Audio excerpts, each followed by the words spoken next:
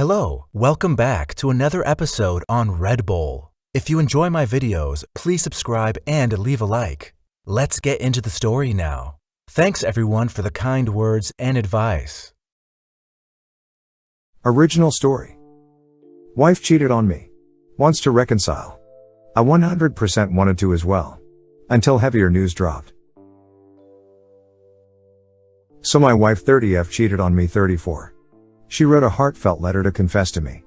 We were going through some problems during the pandemic. We were so happy together for 8 years. Got married.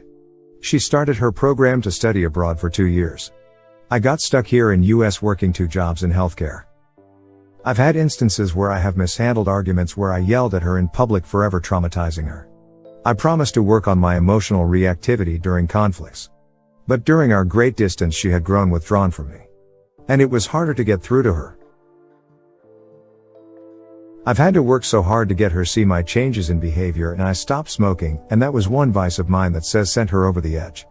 So 2 days again she wrote the heartfelt letter which revealed she cheated on me and she was remorseful for it and that it happened once. I was crushed and didn't know what to do. I was taking my time and thinking of reconciling. When I started to talk about repairing the relationship, she drops the news that she's pregnant and that it's been since April. She wants to come home to me and wants the AP to have nothing to do with the child. I was seriously ready to reconcile because I was willing to let her show me that she wanted to work on us. But the heavy news of this pregnancy is hitting different. And she is looking more remorseful than ever as I talk to her. And she's telling me that she wants to reconcile, but I don't know what I'm feeling right now. Is there a specific kind therapist I can seek at this time? I have the hardest decision to make soon. Edit. I wanted to post the heartfelt letter here to get your opinions about it. My friends have all given me their opinions, but I want to see what you guys think. Names changed for obvious reasons.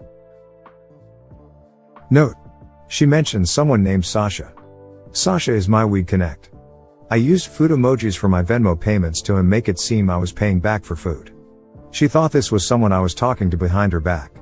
We previously had a huge fight about it. My dearest husband, the only way I know how to begin this letter is to tell you how proud and happy I am to know that you're in the process of bettering yourself. I could not ask for anything more than to see my partner and best friend want to be the best version of himself. It's what I've always prayed for and I've been so hopeful for all these years, and finally my prayers are being answered. Please know that although I know I cannot truly influence these decisions, I have always been here for you. Day by day. By your side. Just weathering the storms with you. Trying so hard not to lose hope. Hopefully we can both look back on these times and let it fuel our love for each other like never before. Being so strong that we could truly weather any storm, all while avoiding them together all at the same time, because we would just be too preoccupied with being happy that we found each other again. Unfortunately, over the years I've come to realize that I haven't truly known the man I married. The process of waiting and being hopeful of change got me thinking, do I even know the real you? What is my husband like sober? The feeling of being with you for so long yet not knowing who you really are and getting this less than likable version of you struck me to my core. Made me fearful. Got me thinking if I would ever get the chance to really know my husband for who he really is and celebrate that person for the rest of my years. Or do I just eject myself from the situation in order to keep what's left of me? The beginning of last year is when I started not only to lose hope for us but also myself. I began to lose all of me. Started to blame myself for all unfortunate events that would take place in our marriage. Your smoking habit. Anger issue. Yelling. You not wanting transparency and communication in our marriage. You not being mentally present. I know I am not perfect, but sadly I could go on, but this was also the time I found out about Sasha. I may know the story now, but at the time all I could picture was my husband with another woman. Taking her out to brunch, dinner, etc. In my head thinking, what more are they doing? Are there more Sashas? Since when? Why? Taking this in on top of everything I'm already going through. Am I not enough? All my insecurities, depression and anxiety at an all-time high. The dream of having a beautiful life with you could no longer be pictured in my head. So I went on that whole year trying to avoid my problems and fears, which was the main reason of avoiding you all, while trying desperately to keep my head above water. Out of fear. Rather than confronting you. I just checked out of our marriage. In all aspects. I figured since you have, I should too. I knew that if it didn't come from within or out of pure will, you would not change. Last year was the toughest year of my life. I am really truly surprised that I'm still here. Breathing. To be in such a dark place for so long. Which I'm still in. I wouldn't wish it for anybody. The only solution I could find within myself was to permanently detach myself. I was mentally preparing to divorce you. My love. It's even hard to even put this into words without breaking down. I have fought for you. For us. For so long. All I needed was you to fight with me. To give me some glimmer of hope that we could turn it all around so I could give you my 100%. Just like before, but a better version. That's all I want. I want to give you my best, but it can't be a one-way street. I need you to be in it with me, giving me your 100% as well. My hopes of ever getting that were depleted. I completely spiraled out of control. One way was with alcohol. Being checked out and seeing divorce between us made me hit rock bottom. I made the biggest mistake that a partner could make. No matter how much I want to blame the mistreatment from you and thinking you were doing the same with Hala, but on a regular basis. I know this was not something you ever deserved. No one deserves. Even having the circumstances around it being it was a one-time thing.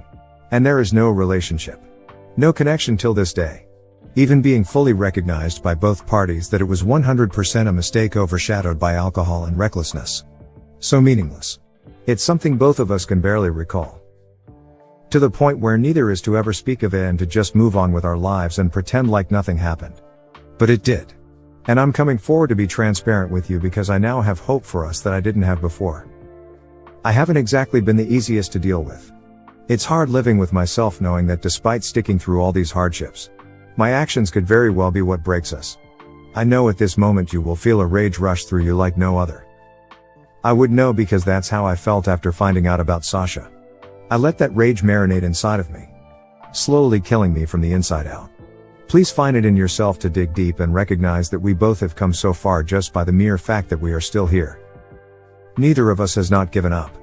We are both allowing our love for each other guide us through these hard times to hopefully come out stronger than ever. You are still my only love and you always have been. Even with my mistakes, I still see no one else but you and always have.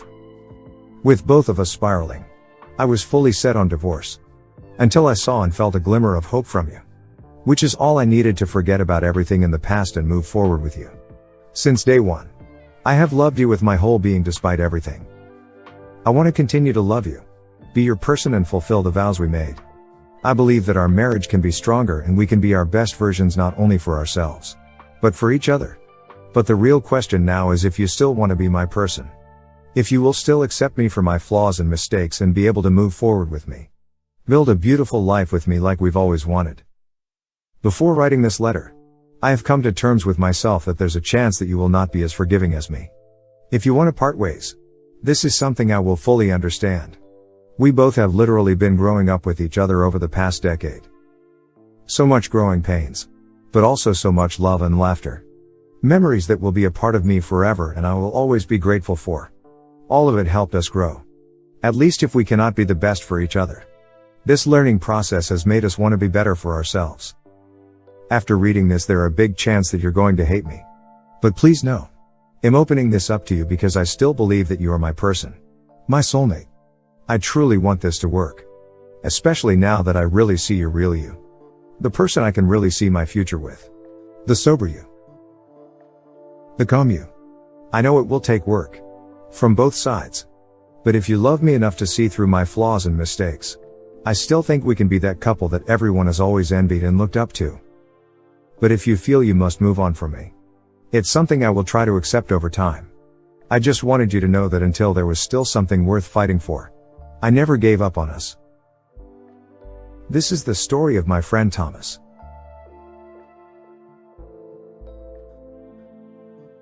Thank you for watching.